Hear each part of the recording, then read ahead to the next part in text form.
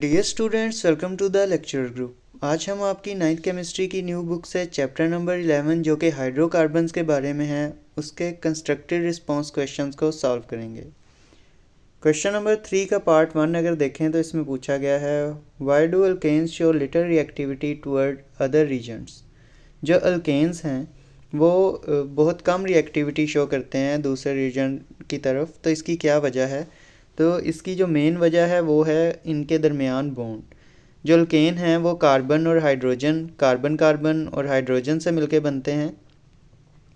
तो और इनमें होता क्या है, अल्केन के अंदर पाया जाता है सिग्मा बॉन्ड। सिग्मा बॉन्ड जो है वो हेड टू हेड ओवरलैपिंग की वजह से बड़ा स्ट्रॉन्ग बॉन्ड समझा जाता है, ठीक है।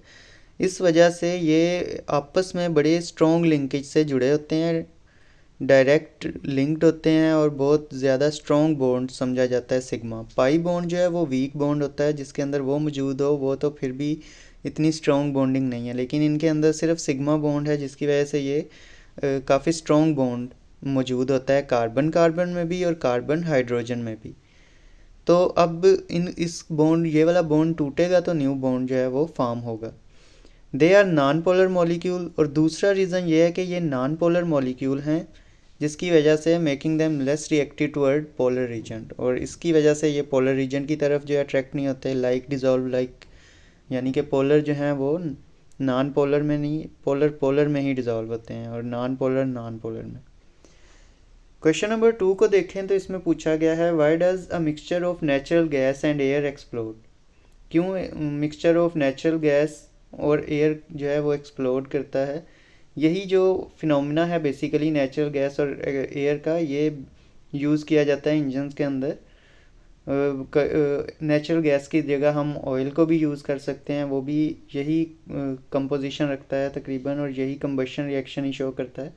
A mixture of natural gas and air explode because methane in the gas react rapidly with the oxygen when ignited.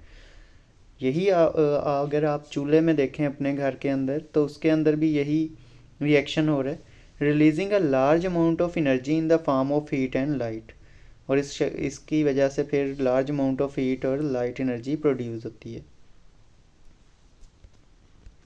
इसके साथ साथ कार्बन डाइऑक्साइड और वाटर भी प्रोड्यूस होते हैं। तो ये आपने याद रखना है, जो नेचुरल गैस के अंदर कार्बन है, मीथेन का फार्मूला होता है CH4, उसमें से कार्बन जो है वो ऑक्सीजन के साथ रिएक्ट करके कार्बन डाइऑक्साइड बनाती है। तो ये इस वजह से ये वाला कंबशन रिएक्शन होता है।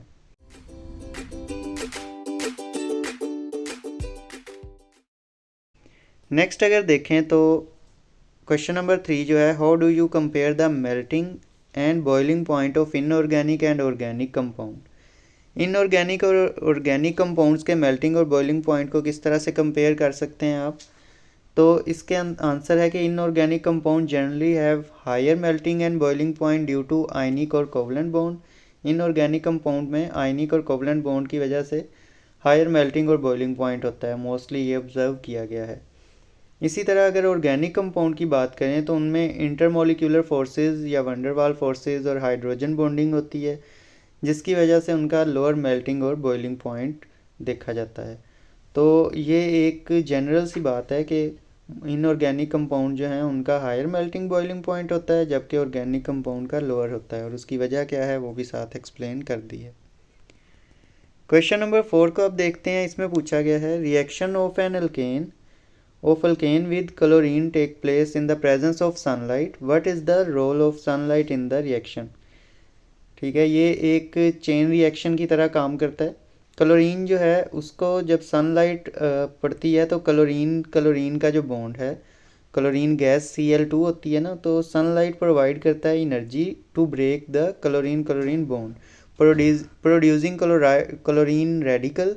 ये तो रेडिकल जो है वो बहुत ज़्यादा रिएक्टिव होता है, तो ये इनिशिएट कर देता है chain reaction during the chlorination of alkanes. तो फिर क्लोरीनेशन शुरू हो जाती है अल्केन्स की। इसी तरह अगर हम क्वेश्चन नंबर 5 को देखें तो इसमें पूछा गया है how do you compare the boiling point of n butane with that of isobutane. N butane और आइसोब्यूटेन दोनों ब्यूटेन की ही जो है वो टाइप हैं, इन्हें आइसोमर भी बोलते हैं। के सेम जो है वो मॉलिक्यूलर फार्मूला है बट डिफरेंट स्ट्रक्चरल फार्मूला है। तो अगर इनकी बात करें स्ट्रक्चर फार्मूला डिफरेंट होने से क्या फ़र्क पड़ता है। N butane has a higher boiling point than isobutane because it has a more linear structure. इसका जो स्ट्रक्चर है वो ज़्यादा लीनियर है। Which allow greater intermolecular forces, जिसकी वजह से उनकी इंटरमोलिक्यूलर फोर्सेस जो हैं वो ज़्यादा हो जाती हैं, स्ट्रॉन्गर हो जाती हैं।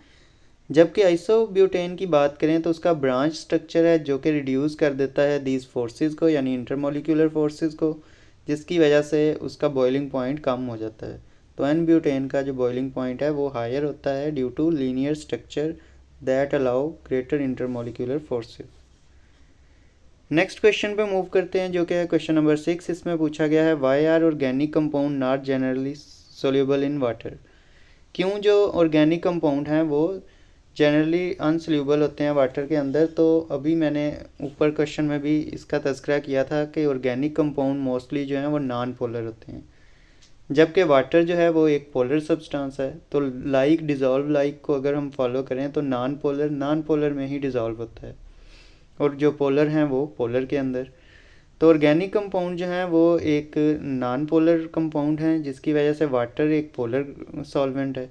तो ये दोनों एक दूसरे के लिए जो हैं नहीं इस तरह से डिज़ोल्व होते। लाइक डिज़ोल्व लाइक रूल को के मुताबिक नॉन पोलर कंपाउंड जो हैं वो डिज़ोल्व बेटर होते हैं नॉन पोलर ही सॉल्वेंट के अंदर।